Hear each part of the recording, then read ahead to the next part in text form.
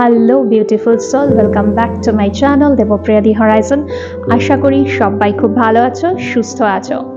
আজকে সেলফিশ পার্সনদের কিছু ট্রেটস নিয়ে আলোচনা করব। আর তোমরা আমার চ্যানেলের মেন ভার্সেস উইমেন পার্ট 2টা অনেকে খুব পছন্দ করেছো। যারা এখনও দেখোনি, মিস করে গেছো, ওপরে আই বাটনে লিঙ্ক দেওয়া আছে, অবশ্যই চেক করে নিও। অনেক হেল্পফুল হবে তোমাদের জন্য। আর চ্যানেলটা এখনও যারা সাবস্ক্রাইব করোনি অবশ্যই সাবস্ক্রাইব করে নিও, আর ভালো লাগলে লাইক করে দিও। কমেন্ট সেকশনে কমেন্ট করতে কিন্তু ভুলো না। চলো শুরু করা যাক। পয়েন্ট নাম্বার 1, এইসব ধরনের মানুষ সবসময় নিজেদের একটা বড়াই করতে বা জাহির করতে খুব ভালোবাসে। মানে তাদের জীবনে কি ঘটছে, কি খাচ্ছে, কি করছে, কি পড়ছে, সেই সব নিয়ে সবসময় একটা বলার প্রবণতা। মানে এরা নিজেদের সবসময় একটা সেন্টার অফ অ্যাট্রাকশন বানাতেই ভালোবাসে। আসল ব্যাপারটা হচ্ছে আমরা প্রত্যেকেই কিছু না কিছু আমাদের জীবনের ঘটনা কারোর সাথে শেয়ার করতে ভালোবাসি। এবার শেয়ার আর শো অফের মধ্যে কিন্তু একটা ফাইন লাইন আছে, যেটা আজকাল মানুষ কিন্তু খুব সহজেই বুঝতে পেরে যায় কে শেয়ার করছে, কে শো অফ করছে। এবার যারা শো অফ করে তাদের কিন্তু মানুষ একদম পছন্দ করে না। তাদের থেকে তাদের বন্ধু বান্ধব বা যারা নিয়ারেস্ট আছে তারা একটা দূরত্ব তৈরি করে। এবং এই সব ধরনের মানুষ তারা কিন্তু বুঝতে পারে না যে তারা নিজেদের অজান্তেই সব মানুষের থেকে দূরত্ব বানিয়ে ফেলছে। কারণ কারোর লাইফের ব্যাপারে আজকাল ইন্টারেস্ট নেই। তুমি যদি কিছু ভালো করো, তোমাকে অটোমেটিক্যালি মানুষ এসে কমপ্লিমেন্ট করবে, অ্যাপ্রিসিয়েট করবে, কি কংগ্রাচুলেট করবে যদি তুমি কিছু অ্যাচিভ করো। সেটার জন্য তোমার বলার দরকার নেই। তার জন্য মানুষকে তোমার কাছে আসতে দাও। Let people come to you and congratulate you, appreciate you. সেটা তোমার নিজের ওয়েলকামিং করে করে আনতে হবে না যে আমি দেখো এই করছি তাই করছি। বুঝতে পেরেছ?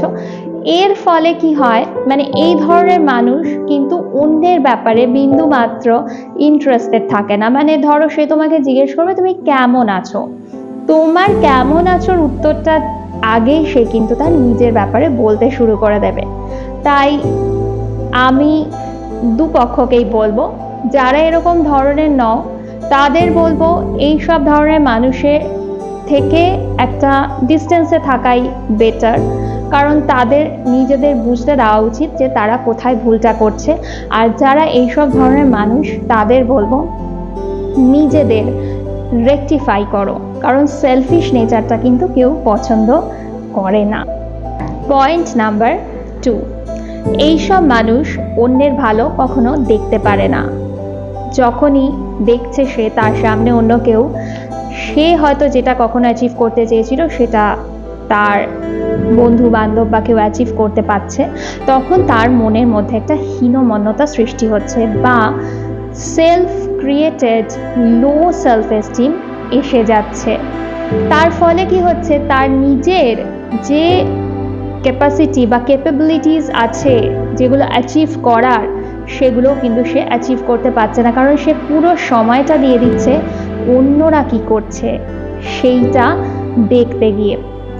আমি তাদের বলবো যে তোমরা নিজেদের ব্যাপারে একটু বেশি অ্যাটেন্টিভ হও এবং নিজেরা কি করতে পারো সেটাই চেষ্টা করো। এতে অন্যের কথা ভাবতে গিয়ে বা দেখতে গিয়ে যে নিজের সময়টা নষ্ট করছো, এটা কিন্তু একটা গোল্ডেন টাইম তুমি তোমার জীবনে নষ্ট করে ফেলছো। পয়েন্ট নাম্বার 3, এইসব ধরনের মানুষ বেশিরভাগ ক্ষেত্রে কোনো ক্ষমতাশালী মানুষের নাম নিয়ে থাকে বা কোনো গুরুত্বপূর্ণ পজিশন হোল্ড করে। এইসব মানুষের সাথে এরা ওয়েল কানেক্টেড, এটা বোঝানোর চেষ্টা করে নিজেদের অবস্থান বোঝানোর জন্য, এবং প্রয়োজনে এরা গল্প বানিয়ে থাকে। পয়েন্ট নাম্বার 4,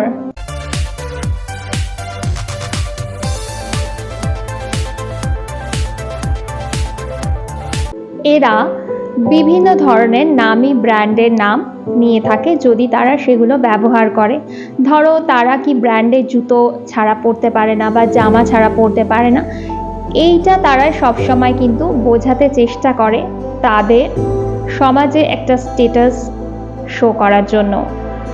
তো এইসব মানুষদের থেকে একটু হলেও ডিস্টেন্স রাখাটা উচিত, কারণ এত বেশি এদের এন্টারটেইন করাটা আমার মনে হয় অযৌক্তিক। পয়েন্ট নাম্বার 5, সেলফিশ মানুষেরা সবসময় তাদের ব্যর্থতা লুকিয়ে রাখে। তারা ভাবে ব্যর্থতা মানে একটা উইকনেস। তোমাদের একটা সোশ্যাল মেসেজ দিই, ব্যর্থতা মানে হচ্ছে তোমার সফলতা হওয়ার স্ট্রেংথ। তুমি অনেকবার জীবনে ব্যর্থ হতে পারো, কিন্তু সফল তুমি হবেই। সুতরাং আজকে যে মানুষটা ওখানে আছে আর আজকে ধরো তুমি এখানে আছো, কেউ বলতে পারে না যে তোমার টেবিলটা টার্ন হবে না কালকে বা 1 সেকেন্ডের মধ্যে। সুতরাং সবসময় মাথায় রাখবে নিজের কর্মাটা ভালো রাখো এবং নিজে সেই কাজটা করে যাও যেটা তোমাকে সফলতার দিকে 1 স্টেপ করে এগিয়ে নিয়ে যাবে। অন্যের ভালো দেখে বিরক্ত হওয়া বা সেটা পছন্দ না করা, সেটা ক্রিটিসাইজ করার থেকে তুমি তোমার সফলতার দিকে যত এগিয়ে যাবে তত তুমি জীবনে অনেক কিছু অ্যাচিভ করতে পারবে। সবার শেষে একটা কথাই বলবো, আমরা প্রতিদিন চলার পথে এরকম অনেক মানুষের সম্মুখীন হই। সুতরাং মানুষ চিনতে শেখো এবং মানুষ চিনে তাদের সাথে মিশতে শেখো। সব মানুষ মিষ্টি করে হেসে কথা বলছে মানেই কিন্তু সে মনের দিক থেকে খুব ভালো, সেটা বোঝায় না। সুতরাং বুঝে শুনে মানুষ চিনে যদি আমরা প্রতিদিন চলি, তাহলে জীবনে তোমাদের এই যে হার্ট হওয়া, ডিপ্রেসড হওয়া, এই জিনিসগুলো একেবারেই আর থাকবে না। খুব ভালো থেকো। আজকের মতো টাটা।